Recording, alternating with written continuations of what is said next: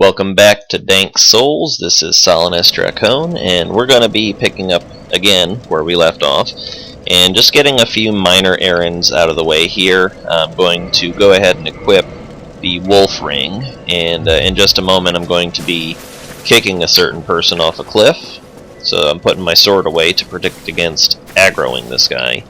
Let me go ahead and get her to reinforce my flask here. Great, thanks. And this guy right here, talk to him first. That way you can go ahead and get, get yourself a sunlight medal in case you want to give it to the sunlight altar. But this guy, I mean, some people want to keep him alive so they can go for him in Orlando and restore the Firekeeper's soul's tongue, and I don't care to do so. So there you go. Okay, quit and re-enter. And this is a good 5 humanity, too. He dropped some humanity. Yeah, I've got a guy named Armin. Don't read too much into that. Alright, you see briefly that the storyline divergence occurred here, and Anastasia's soul briefly flickered there. 5 humanity and the Ring of Favor and Protection. I'm going to be donning that ring. I think it's just very useful, and I won't be keeping it for the rest of the game. I'm going to let it break at some point, possibly, just because I don't need that that extra boost after a certain point.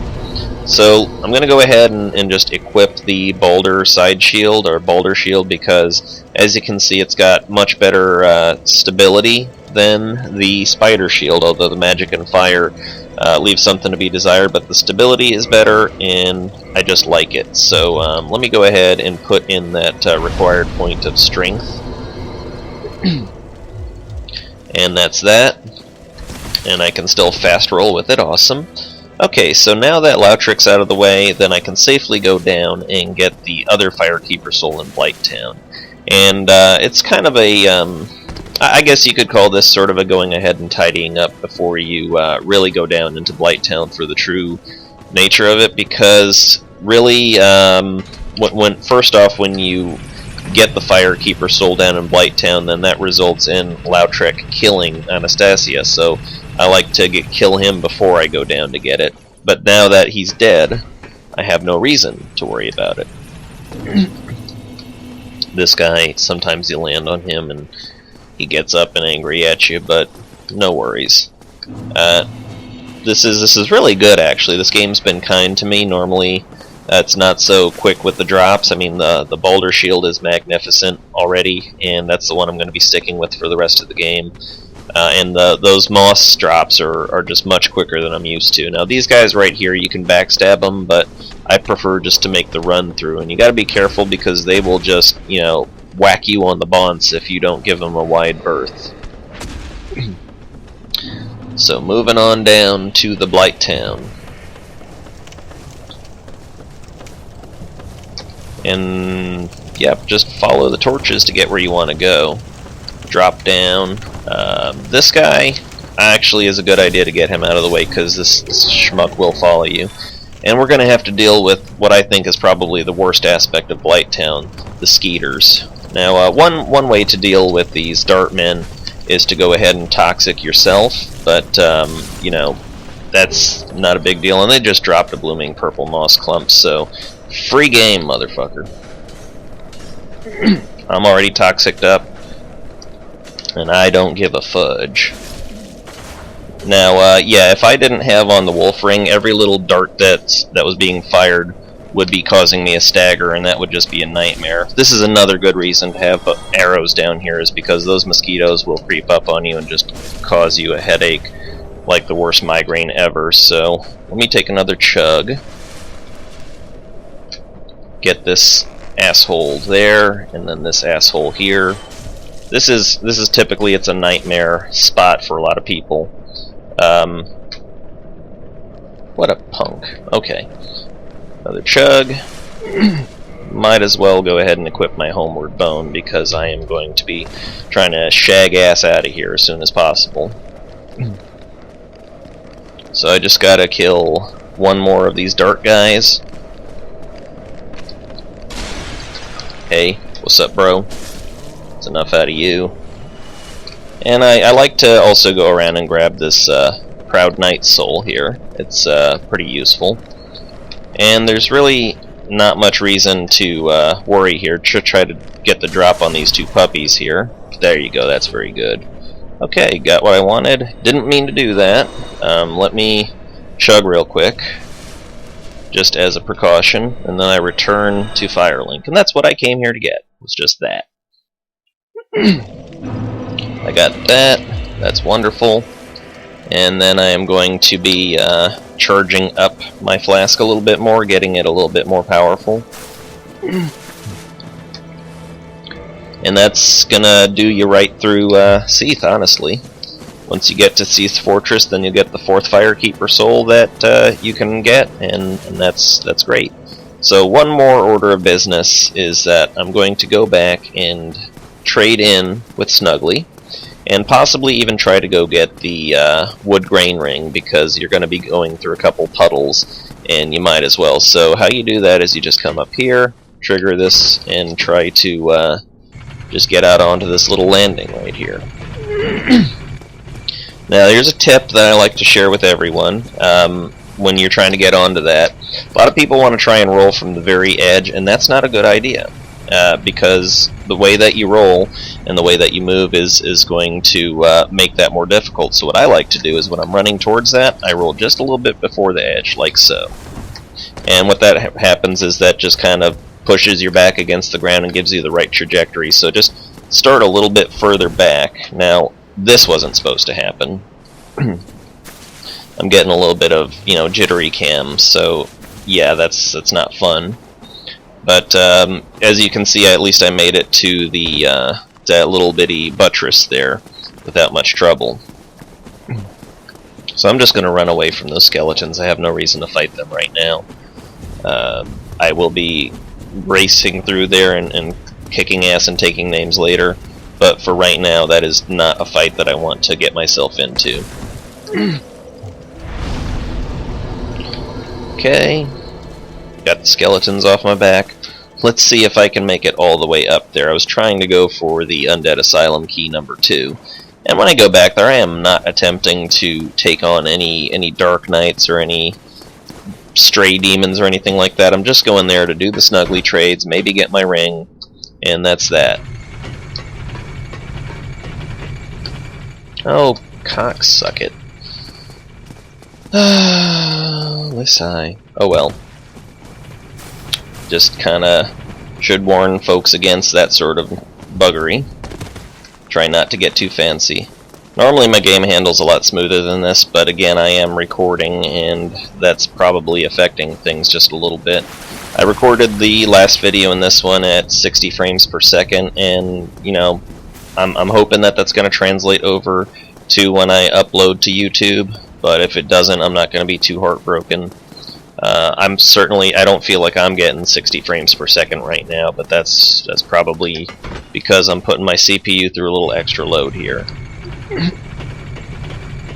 So let's take another stab at this little thing. Okay, just roll up and roll off. As you can see, that the trajectory really does work out a lot better this way. And then I'm going to roll onto this roof. Great. Grab the Undead Asylum key, and if fate is kindly to me, yes, I can just walk right back out over here. And I will be heading back to the asylum.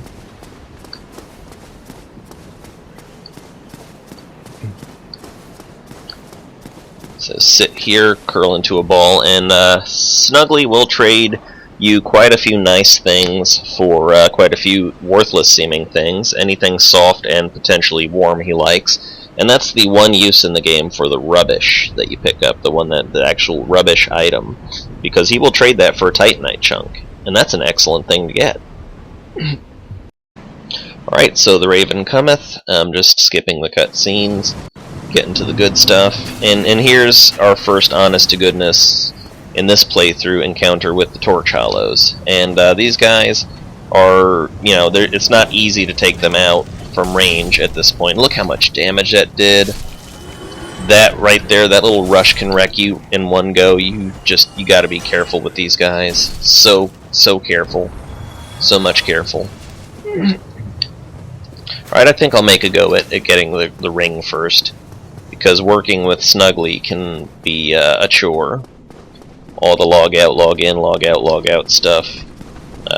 So just get past these guys, and you die. And let's see if my little door was open. I'm not going to be trying to take on Oscar either. He's a little bit much for me right now, so I'm just running in here, running past everything. Yeah, the ball is back, so be careful of that. If you go onto this side of the stairs, you're typically safe. Slash. I just want to get that wood grain ring so that way my puddle jumping can be a lot easier.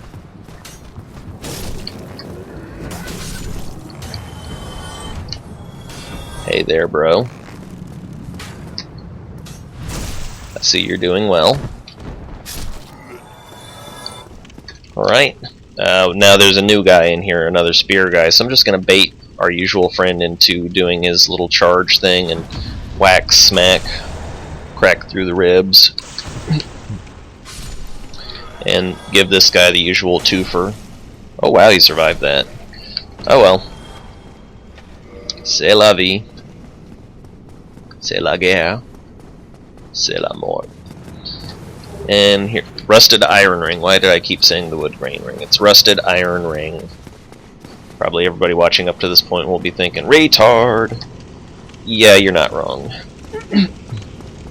Alright, so I'm not going to go back that way. I don't want to plunge down into the darkness and, you know, invoke the wrath of the demon, because I'm not ready for him right now. Probably triggering Oscar here, and I don't want to deal with that either. So I'm just exiting stage left.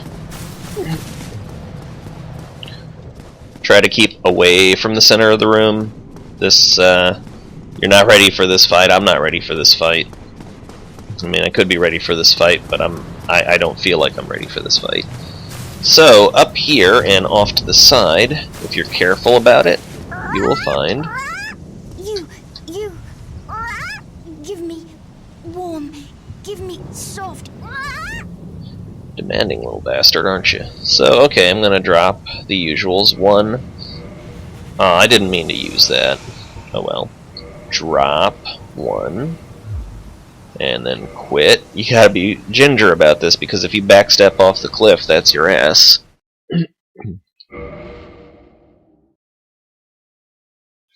And the only reason I'm subjecting y'all to seeing this is because I have such fast load times on here. I wouldn't be making anybody sit through it. And so for one blood red moss clump, we get a twinkling titanite. Yay. Now one purple moss clump gets similar, and it's a shame you can't do multiple at once here, but I mean that's just what it is. That's the way the game was designed, and I'm not going to count that as a design flaw too much. This is a very secondary thought about the game here when the developers were making it as this trading system. So, you know, don't invoke any kind of negativity that you don't have to. So I'm just getting my twinklies here. I'm probably going to want to go pick up the weapon upgrade box from Andre there once I get up and raise my sword up one more level. And another reason for my running down through the catacombs is not just to get the covetous silver serpent ring, although that is definitely one reason I'm going down there, but the other reason is because you can just find a lot of cool items down there to get. Twinkling Titanite is down there if you look in the right spots, and when you got your Astora straight sword up to level 5 and you're going at it. Why was I choosing Armin? It's my little pyromancer there. And now I got all the items that I needed from here. So, yeah, let me just pop a bone.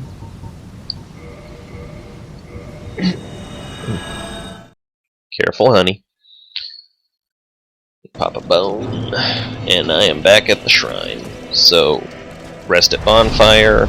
Gonna leave my 6,000 souls in place, because I'm gonna need 4,000 of them for upgrades. I'm just going to run up to Andre and grab the equipment box, or not the equipment box, the weapon upgrade box, and that's going to make my journey a little bit easier in the catacombs as well. Holding on to this humanity is something that's going to become a bit of a challenge, because you know, one foolish death and you're not able to make it back to your souls, and bam, that's it. And I really like to use my humanity for... I only like to kindle 2 bonfires in this game. The Firelink Shrine bonfire, I like to get all the way up to 20. And sometimes I have to kindle the Anne Orlando second bonfire, the one that's before Ornstein and Smo, because I don't do well with that fight. Years in, after getting this game, I still sometimes have trouble with that fight.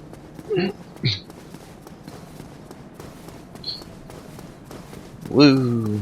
Running into the building. Boy, this is exciting, huh?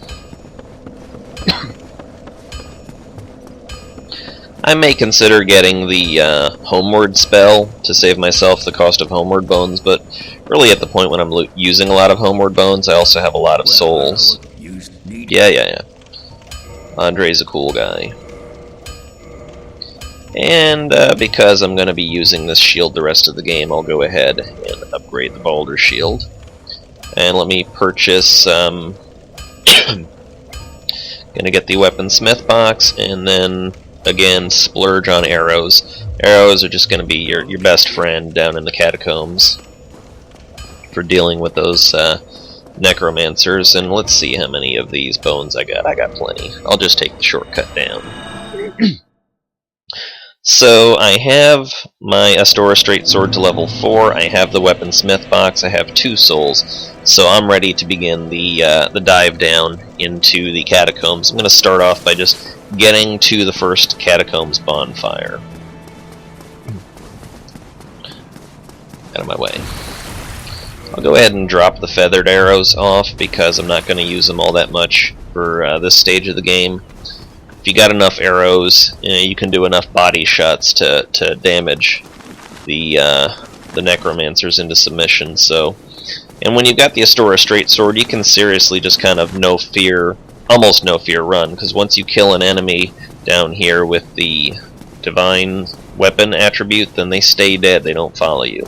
If you charge past those other guys, they won't follow you down here either.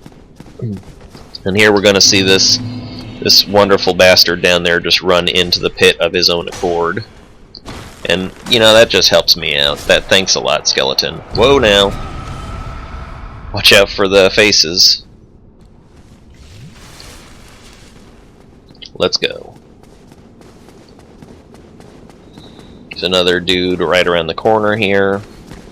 I'm also not too worried about him. Swipe and a swipe and another swipe and he's gone. Backstabs are your friend down here, and it's not too terribly hard to backstab a skeleton, especially when they're just getting up. Usually by about the time they're done patting their head down, you can get a good stab on them. And one stab with the Astora Straight Sword, especially +4, is going to drop them. But as you can see, you can do a couple swipes as well. Try not to break these little skeleton guys there. I'm sure they had a hard enough time becoming skeletons in the first place.